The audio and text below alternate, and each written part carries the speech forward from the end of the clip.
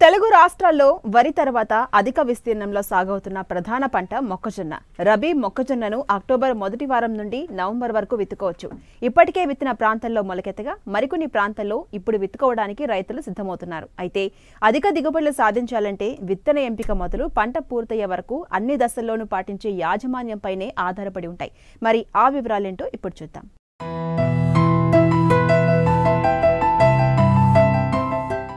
స్థిరమైన నమ్మకమైన రాబడినిచ్చే పంటగా మొక్కజొన్న రైతుల ఆదరణ పొందుతుంది. వాణిజ్య పంటల్లో ఒకటిగా మారిన మొక్కజొన్నను ఖరీఫ్లో వర్షాధారంగా, రబీలో నీటిపారుదల కింద సాగు చేస్తూ ఉంటారు రైతులు. మొక్కజొన్నలో అధిక దిగుబడినిచ్చే అనేక హైబ్రిడ్ రకాలు అందుబాటులోకి రావడంతో రబీలో ఈ పంట సాగు ఆశాజనకంగా మారింది. మొక్కజొన్నను నీటిపారుదల కింద అక్టోబర్ 15 నుండి నవంబర్ వరకు విత్తుకోవచ్చు. అయితే అధిక దిగుబడులను సాధించాలంటే రకాల ఎంపిక, నేల యాజమాన్యం, విత్తన మోతాదు, విత్తే సమయం, ఎరువులు, కలుపు యాజమాన్యం ముఖ్యమంటూ రైతులకు సమగ్ర యాజమాన్య పద్ధతులు తెలియచేస్తున్నారు రాజేంద్రనగర్లోని మొక్కజొన్న పరిశోధనా కేంద్రం సీనియర్ శాస్త్రవేత్త డాక్టర్ బద్రు. సో మొక్కజొన్నని మనం రబీలో తీసుకుంటే కనుక తక్కువ కాల పరిమితితో మనకు అధిక లాభాలు వచ్చే పంటలలో చూసుకున్నట్టయితే మొక్కజొన్న ప్రధానమైంది. అంటే వరికి మనకు అవసరమైన నీటితో పాటు 1/3 వంతు నీళ్ళు ఉన్నా కూడా మనకి మొక్కజొన్నను సాగు చేసుకోవడానికి అవకాశం ఉంది. మనం రబీలో కనుక మొక్కజొన్నను వేసుకున్నట్లయితే మనకి అధిక లాభాలు రావడానికి అవకాశం ఉంది. దీంట్లో ప్రధానంగా చూసుకోవాల్సింది ఏంటంటే మన విత్తే సమయం ప్రధానమైన అంశము. సో మనం నార్మల్గా అయితే మనం ఏంటంటే అక్టోబర్ 15 నుంచి నవంబర్ 15 వరకు కూడా వేసుకోమని చెప్తాము. సో ఏదైనా వరి మాగాణంలో ఆలస్యంగా ఉన్నట్లయితే నవంబర్ చివరి వారం కూడా వేసుకోవడానికి అవకాశం ఉంది. సో దీంట్లో ప్రధానంగా రకాల ఎంపిక చేసుకునేటప్పుడు ఏంటంటే మనకి మార్కెట్లో చాలా రకాలు ఉన్నాయి. సో దీనికి ఏంటంటే మనము ఆలస్యం అవుతున్న కొద్దీ స్వల్పకాలిక రకాలకు వెళ్ళటము. సో లేదా అంటే స్వల్పకాలిక రకాలంటే 100 రోజులకు మనకు వచ్చేసే ఉంటాయి. మధ్యకాలిక రకాలంటే మనకి 100 నుంచి 110 రోజులకు వచ్చే రకాలు ఉంటాయి. దీర్ఘకాలిక రకాలంటే 110 రోజుల పైన వచ్చే వాటిని మనం దీర్ఘకాలిక రకాలు అంటాము. సో దిగుబడి చూసుకున్నట్లయితే మనకి దీర్ఘకాలిక రకాలు అధికంగా ఉంటుంది, దాని తర్వాత మధ్యకాలిక రకాల్లో ఉంటుంది, తర్వాత స్వల్పకాలిక రకాల్లో ఉంటుంది. సో మనం ఆలస్యం అయ్యే కొద్దీ స్వల్పకాలిక రకాలను వేసుకోవటము, లేదంటే ముందుకు వేసుకున్నట్లయితే దీర్ఘకాలిక రకాలను వేసుకున్నా కూడా మనకి అధిక లాభాలు రావడానికి అవకాశం ఉంది. సో ఈ విత్తనాలు కొనుగోలు ఏంటంటే మనకి పరిశోధన కేంద్రాల్లో ఇప్పుడు మా మొక్కజొన్న పరిశోధన కేంద్రంలో ప్రస్తుతానికి DHM 1-2 అనే రకమైన విత్తనం అయితే లభ్యం ఉంది. సో ఏదైనా ప్రైవేట్ సంస్థల నుంచి కొనుగోలు చేసేటప్పుడు ఏంటంటే ప్రధానంగా వాళ్ళని తెలుసుకోవాల్సింది ఏంటంటే అది మన ప్రాంతానికి అనువైందా కాదా అదొకటి తెలుసుకోవటము. రెండోది ఏంటంటే మధ్యకాలిక రకమా, దీర్ఘకాలిక రకమా, స్వల్పకాలిక రకం అనేది ఖచ్చితంగా తెలుసుకొని తీసుకున్నట్లయితే మనకి దిగుబడి రావడానికి అవకాశం ఉంటుంది. సో ఈ టైంలో ఏంటంటే రబీ సీజన్లో మనం ప్రధానంగా చూసుకోవాల్సిందంటే మనకి నీటి లభ్యత అనేది కంపల్సరీగా ఉండాల్సిన అవసరం ఉంది.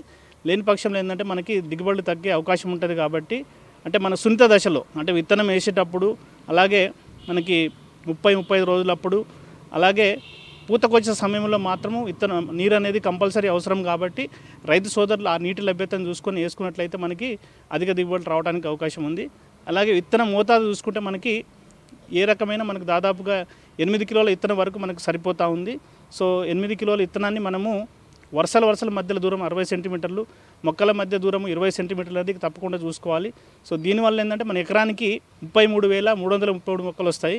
సో మనం సరాసరిగా 25,000 మొక్కలన్నా ఖచ్చితంగా ఉండేటట్టు చూసుకోవాలి. ఎందుకంటే ప్రతి మొక్క నుంచి మనకు ఒక కంకి వస్తుంది. సో ఒక కంకి అనేది ఎన్ని కంకులు తగ్గితే అంత దిగుబడి తగ్గే అవకాశం ఉంది. కాబట్టి మనం ఏదైతే మనం 35 నుంచి 40 క్వింటాలు మనకి ప్రొడక్టివిటీ ఉందో అది సాధించాలంటే ఖచ్చితంగా ఈ మొక్కల సాంద్రత అనేది ఖచ్చితంగా చూసుకోవాల్సిన అవసరం ఉంది.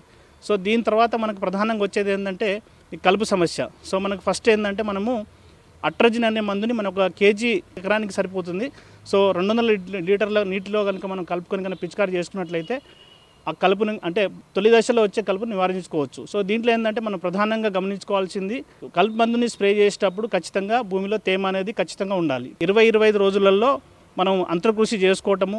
లేని పక్షంలో మనం ఏదన్నా ఇప్పుడు పోస్ట్ ఎమర్జెన్సీ హెర్బిసైడ్ చాలా వచ్చాయి.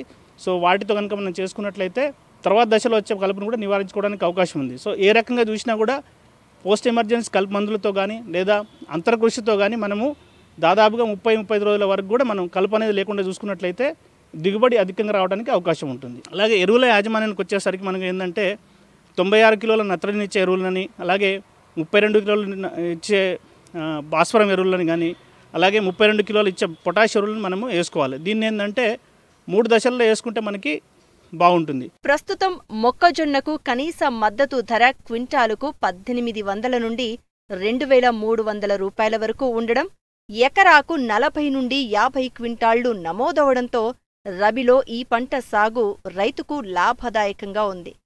ఖరీఫ్లో వర్షాధారంగా దీని సాగులో కొంత ఒడిదుడుకులు ఉన్నప్పటికీ రబీలో నీటిపారుదల కింద నమ్మకమైన దిగుబడినిస్తోంది. 2 ఏళ్లుగా కత్తెర పురుగు సమస్య వెన్నాడుతున్నా దీన్ని అరికట్టే చర్యల పట్ల రైతుల్లో అవగాహన పెరగడంతో సాగులో భరోసా పెరిగింది.